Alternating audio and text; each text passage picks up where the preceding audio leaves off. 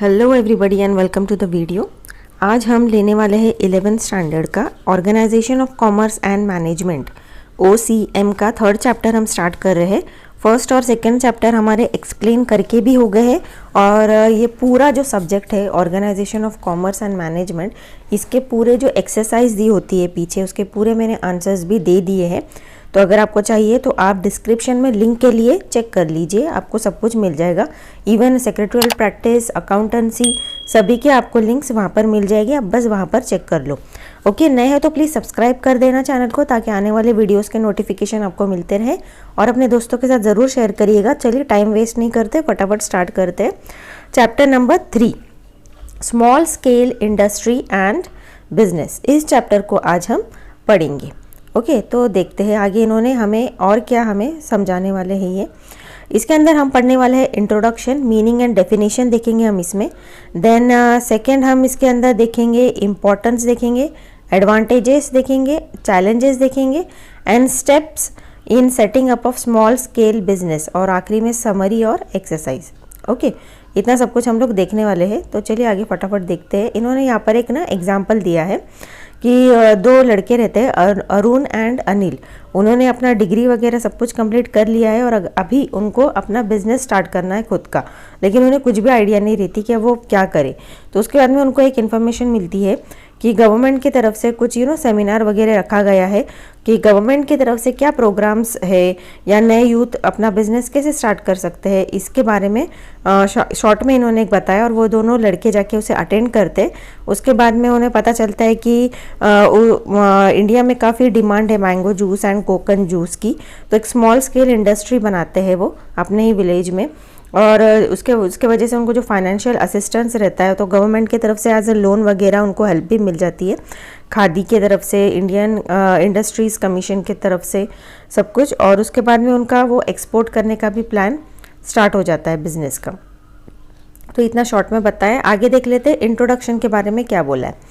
Raising population must be given opportunity of means of livelihood. अभी देखिए जैसे जैसे वक्त बढ़ रहा है, ऑब्वियसली पॉपुलेशन के अंदर अभी नए नए बच्चे आ रहे हैं, डिग्रीज ले रहे हैं, मतलब हर साल एक पूरा कॉलेज से एक पूरा नया एक बैच निकलता है जो कि अपनी न्यू उड़ान के लिए तैयार रहता है, अपने बिजनेस के लिए, अपने जॉब्स के वगैरह नए सपने लेकर वो आ जाते हैं मार्केट में, अपना लाइवलीहुड और अपना लाइफ अच्छी तरह से आगे बिताने के लिए नए नए सपने लेकर आ जाते हैं।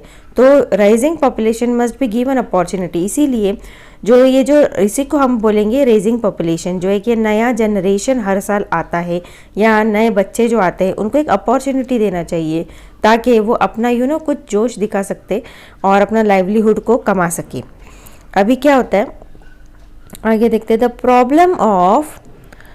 Problem of unemployment is becoming more serious in India. लेकिन क्या होता है, जैसे वो बाहर स्टेप आउट करते हैं उनको पता चलता है कि बहुत ज़्यादा क्वांटिटी में अनएम्प्लॉयमेंट है, क्योंकि उनके कंपटीशन में ऑलरेडी जो लोग एग्जिस्ट कर रहे हैं मार्केट में उन्हें बहुत बड़ा कंपटीशन रहेगा।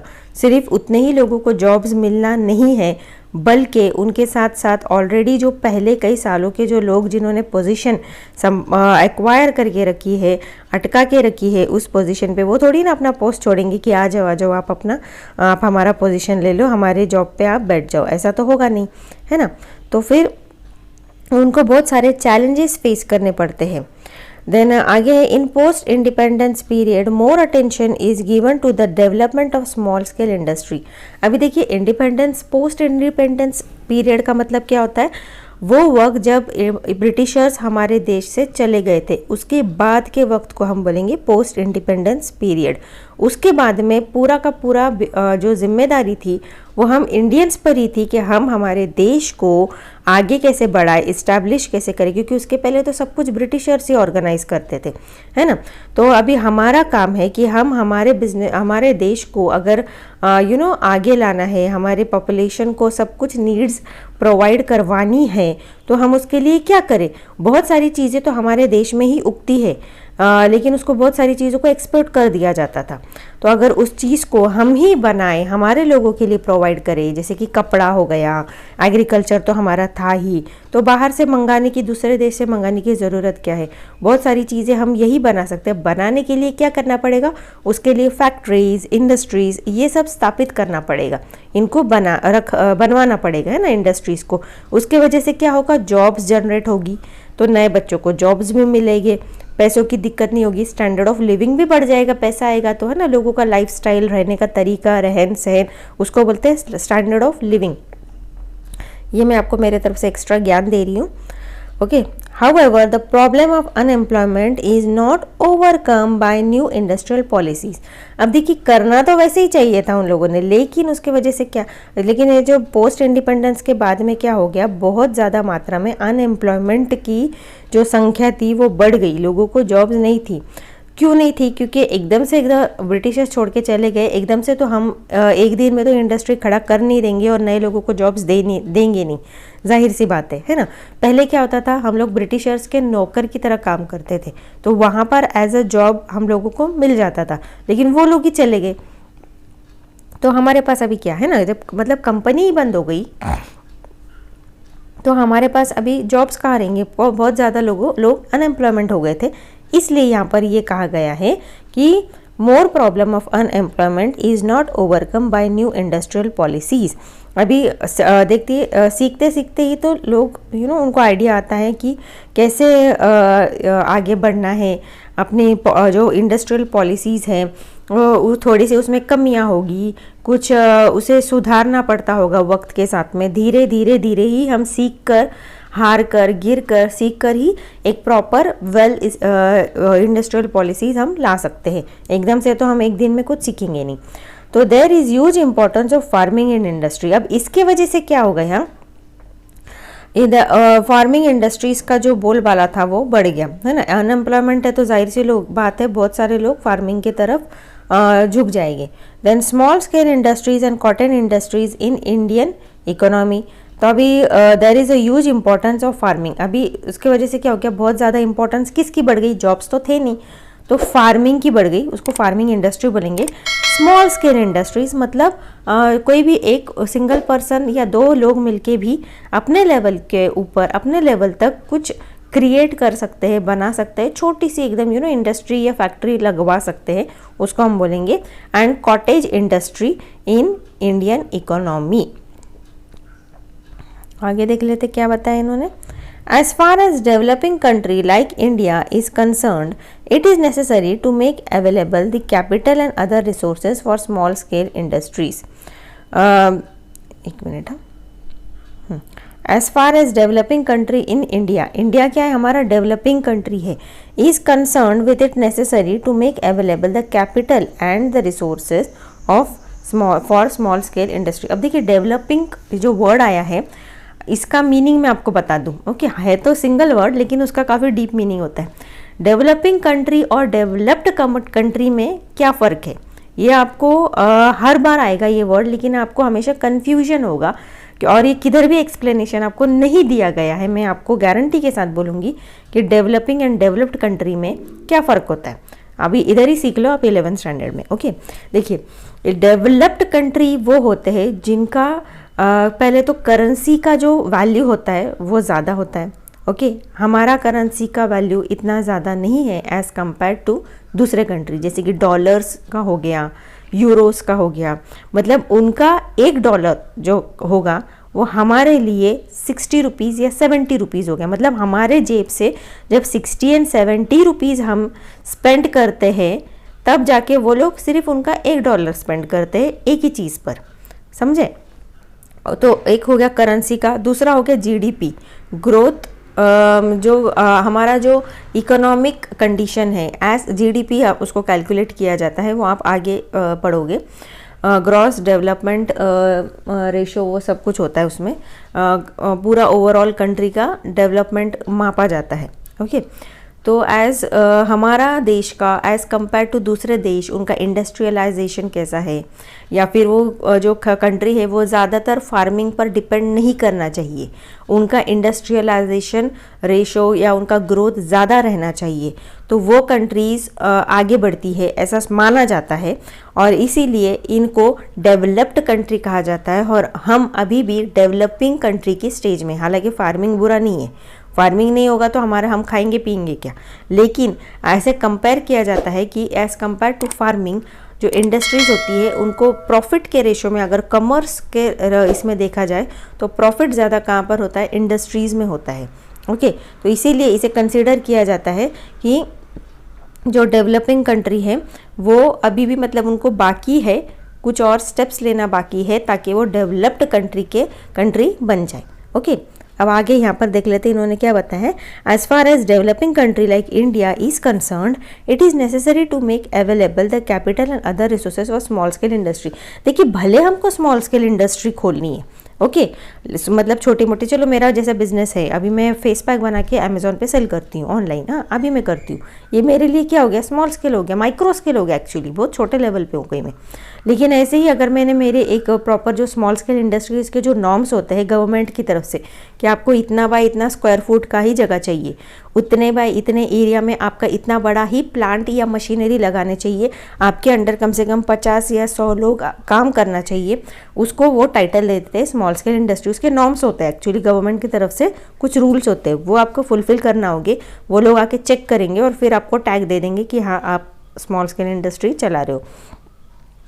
तो अभी ये सब करने के लिए अभी स्मॉल स्केल इंडस्ट्री भी भले नाम स्मॉल है लेकिन वो इतना भी स्मॉल नहीं है, उसके लिए काफ़ी सारा कैपिटल पैसा आपको लगेगा। कैपिटल क्या है, मैंने सेक्रेटरी प्रैक्टिस में भी समझा है।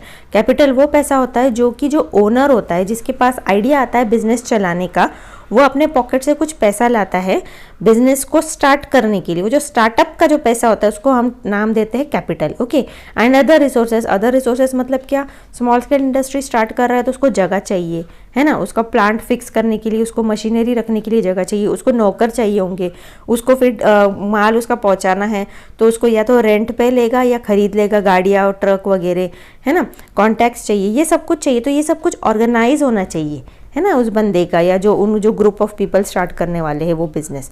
तो as far as developing country like India is concern, it is necessary to make available the capital, मतलब ये ज़रूरी है कि कैपिटल का पैसा उसके पास हो, and other resources for small scale industries. Okay, I hope इतना आपको समझ गया होगा। आगे देख लेते हैं। It is the fact that unskilled and semi-skilled artisans required for small-scale industries are easily available in large number in rural areas। अभी देखिए क्या हो जाता है, अगर एक इंडस्ट्री आप बना लेते हो ना, स्मॉल स्केल इंडस्ट्री, तो उसमें काम करने के लिए आपको भारी मात्रा में बहुत सारे लोग मिल जाएंगे, आर्टिजन, स्किल्ड एंड अनस्किल्ड या सेमी स्किल्ड पीपल। स्किल्ड मतलब वो होते हैं जिनको कोई काम एकदम स्किलफुली करना आता है, जिसके लिए वो लोग थोड़ी बहुत ट्रेनिंग भी लेते हैं। ओके, उसको बोलते हैं स्किल्ड एम्प्लॉय। सेमी स्किल्ड मतलब बाबा कच्चा पक्का थोड़ा बहुत आता है, और अनस्किल्ड मतलब काम तो आता है लेकिन उसने कोई ट्रेनिंग नहीं ली है।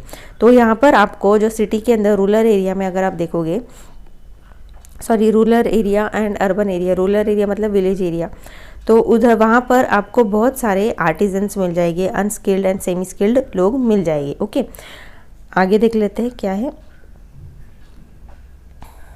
Small scale industries play an important role in such types of developing countries where there is availability of less capital and more manpower. Small scale industries play an important role in such types of developing countries where there is availability of less capital, more manpower. अभी देखिए, अभी एक और point add हो जाता है developing country के अंदर, जो मैंने आपको पहले समझाया कि यहाँ पर क्या होता है, यहाँ पर पॉपुलेशन ज़्यादा रहेगा तो लोग बहुत मिल जाएंगे आपको काम करने के लिए, लेकिन वो काम करवाने के लिए या बिजनेस रन करने के लिए आपको कैपिटल बहुत कम मिलेगा। यही एक खूबी है डेवलपिंग कंट्री की। ओके, कैपिटल जो है आपको बहुत मेहनत से जमाना होगा और आपको यहाँ पर मैन पावर बहुत ज़्यादा मिल जाएगा, क्योंकि यहाँ का जो पॉपुलेशन रेशो होता है वो ज़्यादा होता है as compare to developed country. अभी small scale industries are those industries in which manufacturing, providing services, productions are done on small scale or micro scale. अभी स्मॉल स्केल इंडस्ट्री को इन्होंने शॉर्ट में एक्सप्लेन कर दिया है कि ये होता क्या है।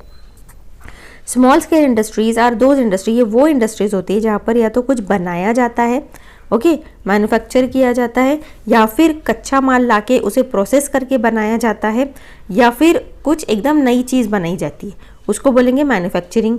देन प्रोवाइडिंग सर्विसेज, या तो वो किसी तरह की सर्विस दे रहे हैं दूसरे लोगों को, या फिर प्रोडक्शंस, या फिर वही मैंने आपको जो बताया कि वो कुछ एकदम नया कुछ बना रहे हैं उसको भी, या फिर किसी चीज़ को ला के और आगे प्रोसेस करने को भी हम प्रोडक्शन बोलेंगे। ये होता है स्मॉल स्केल इंडस्ट्री के अंदर या फिर माइक्रो स्केल इंडस्ट्री के अंदर, ओके। अभी हम आगे देख लेते हैं। इतना आई होप आपको समझ गया होगा। नए हो तो प्लीज़ सब्सक्राइब कर दो और अपने दोस्तों के साथ ज़रूर शेयर करना चैनल, ओके। आगे मीनिंग देख लेते हैं हम लोग, ठीक है। अभी यहाँ पर मीनिंग क्या दिया इन्होंने, traditionally the industries in India which are organised on a small scale and produce goods with the help of machine labor power are considered at small scale industry। अभी ये जो है ना, ये इन्होंने ऐसा समझो कि एज अ डेफिनेशन दे दिया है कि ये स्मॉल स्केल इंडस्ट्री क्या है, तो इसे आप थोड़ा लर्न कर लो, ओके। कि ट्रेडिशनली देखा जाए तो जो इंडस्ट्रीज जो है स्मॉल स्केल इंडस्ट्री क्या होंगे, जहाँ पर मशीन्स रहेंगे, लेबर मतलब क्या, जो काम करने वाले लोग होंगे, पावर होगा, इलेक्ट्रिसिटी वगैरह होगा, और वो सब चीज़ें चलाने के लिए सब कुछ ऑर्गेनाइज किया होगा, उसको हम बोलेंगे in short small scale industry, okay. Initially 2 categories were considered, those using power less than 50 employees and those not using power with the employees strength more than 50 but less than 100। ये देखिए मैंने आपको पहले भी ऊपर समझाया था कि इंडस्ट्रीज़ के कुछ नॉर्म्स होते हैं जो कि गवर्नमेंट आपको पहले ही स्पेसिफाई कर देता है। अगर आप उसमें बराबर बैठते हो तो ही आपको वो स्मॉल स्केल इंडस्ट्री का टैग मिलेगा। तो यहाँ पर उन्होंने कुछ दिया है, वही मैंने आपको पहले बताया था कि इतने 50 या 100 आपको एम्प्लॉयज़ चाहिए रहेंगे। तो यहाँ पर इन्होंने क्या बोला है, यहाँ पर इन्होंने 2 भाग में इसको डिवाइड कर दिया है, ओके। 2 कैटेगरी बना दी है स्मॉल स्केल इंडस्ट्री में। पहला क्या, those using power with less than 50 employees. Power मतलब क्या हो गया, इलेक्ट्रिसिटी नहीं हुआ। पावर का मतलब हो गया है कितने मात्रा में आपने अपने यहाँ नौकर रखे हैं, एम्प्लॉयज़ को जॉब दिया है जो कि आपकी इंडस्ट्री में काम कर रहे हैं, ओके। तो those using power with less than 50 employees मतलब 50 एम्प्लॉयज़ या 50 नौकर से कम है आपके पास। And those not using power with employ strength more than 50 but less than 100। अभी एक तो वो है जो सिर्फ 50 लोगों से कम हो जाते हैं, ओके। यहाँ पर अगर मैं आपको लिख के दे दूँ कि एक तो वो है कि जो 50 लोगों से कम हो जाते हैं, उनको एक हम कैटेगराइज ग्रुप बना लेंगे। और एक वो टाइप के होंगे जो कि 50 से तो ज़्यादा है, ओके, लेकिन 100 से कम है, मतलब 100 नंबर से आगे नहीं जाना चाहिए इन्होंने, ओके। 50 से ज़्यादा लेकिन 100 से कम, ओके। आई होप इतना आपको समझ गया होगा, okay. Not using power with the employ strength more than 50 but less than 100। However, capital resources invested in plant and machinery, building, etc. have been the primary criteria to differentiate small business from large and medium scale business। अभी देखिए ये employees वगैरह तो ठीक है, लेकिन कौन सी जो वो मेन चीज़ है जो कि डिफरेंशिएट करती है या अलग करती है स्मॉल स्केल इंडस्ट्री को लार्ज स्केल और मीडियम स्केल इंडस्ट्री से, वो सबसे ज़्यादा इम्पॉर्टेंट है कि वो कैपिटल या पैसा जितना इन्वेस्ट किया गया रहेगा उसके बेसिस पर हम डिसाइड करेंगे कि वो कौन से ग्रुप में बैठेगा, स्मॉल बिजनेस में, लार्ज में या मीडियम में, और उसने कितना पैसा इन्वेस्ट किया है उसकी प्लांट एंड मशीनरी के अंदर, वो बिल्डिंग के अंदर, वो बिजनेस के अंदर, ओके। उस बेसिस पे ये तो चलो है, मतलब कितने एम्प्लॉयज़ वगैरह चाहिए, 50 से कम या 50 और 100 के बीच में, ये सब तो ठीक है, लेकिन मेन चीज़ जो है, जो जान है, जो कैटेगराइज करता है कि आपका बिजनेस कहाँ स्टैंड होता है, स्मॉल स्केल में या लार्ज स्केल में, वो कौन डिसाइड करेगा, आपका कैपिटल, ओके। आगे देखते हैं। एंड ये वाला देखेंगे, an industrial unit can be categorised as small business if it fulfils the capital investment limit fixed by Government of India according to Micro, Small and Medium Enterprise Development Act MSMED। अब ये MSMED है ना, इसके under मैं भी काम करती हूँ। ओके, तो मैं भी अपना जो बिज़नेस चलाती हूँ वो MSME के अंडर ही आता है। मैं खुद मैन्युफैक्चर करती हूँ फेस पैक्स। तो आप अगर चाहो तो अमेज़ॉन पर जाओ और रीदा हर्बल RIDAHERBAL ये सर्च करोगे ना तो मेरे सारी प्रोडक्ट्स आ जाएंगे वहाँ पर। तो मैं भी MSME के अंडर ही काम करती हूँ। ओके, तो यहाँ पर जो गवर्नमेंट होता है वो कुछ नॉर्म्स देता है, कुछ rules and regulations laid down करता है। किसके अंडर? उसने कुछ रूल्स अंडर लेट डाउन किए गए हैं micro, small and medium enterprise development act के अंडर 2006, जिसको शॉर्ट में MSME कहा जाता है।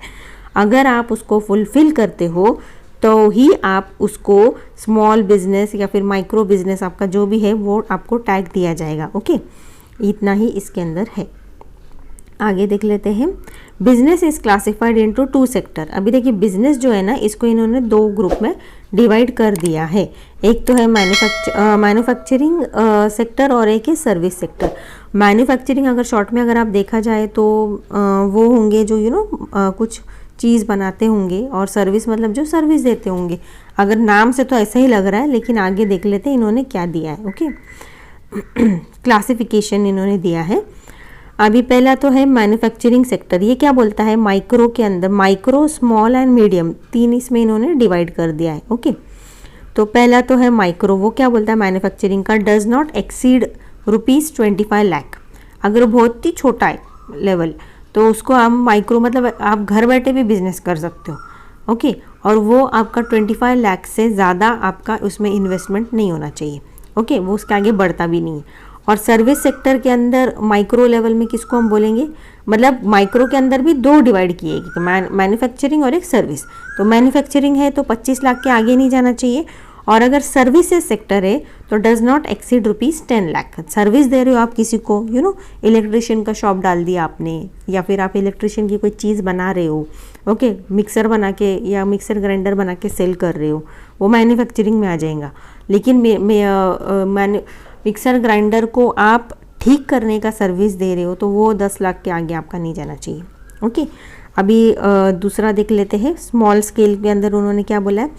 More than 25 lakhs but does not exceed ₹5 crore. मतलब माइक्रो में तो 25 लाख के नीचे है, स्मॉल स्केल में 25 लाख के ऊपर है, लेकिन 5 करोड़ के आगे नहीं जाएगा आपका। ओके, 5 करोड़ के आगे नहीं जाना चाहिए, तो वो स्मॉल में कहलाएगा। और वही अगर आप कुछ सर्विस दे रहे हो तो वो मोर देन 10 लाख मतलब 10 लाख के आगे रहेगा। 10 लाख के नीचे होगा तो माइक्रो हो जाएगा, है ना। तो 10 लाख के आगे रहेगा but does not exceed 2 crore. 2 crore के आगे वो फिगर नहीं जाना चाहिए। ओके, ये इतना उन्होंने बोला है। और अभी मीडियम स्केल का उन्होंने क्या बोला है? मोर देन 5 करोड़ मतलब 5 करोड़ के आगे हो जाएगा, लेकिन 10 करोड़ के नीचे रहेगा। 10 करोड़ को पार नहीं करना चाहिए। और वही सर्विस सेक्टर है तो 2 करोड़ के आगे लेकिन 5 करोड़ के नीचे ही रहेगा। ओके, इतना उन्होंने नॉर्म्स दी है, इसके आगे उन्होंने नहीं बढ़ना चाहिए। आगे देख लेते हैं। डेफिनेशन दिया है, तो डेफिनेशन को मैं अगले वीडियो में ले लूँ क्या? ओके, अगर आपको कंटिन्यूस वीडियो देखना है तो डिस्क्रिप्शन में लिंक्स है सभी सब्जेक्ट्स के, तो आप वहाँ पर क्लिक करके देख सकते हो। ओके, नए हो तो प्लीज़ सब्सक्राइब कर दो, अपने दोस्तों के साथ शेयर करो चैनल। कैसा लगा वीडियो ज़रूर कमेंट करो, मुझे बहुत अच्छे लगते हैं आपके कमेंट।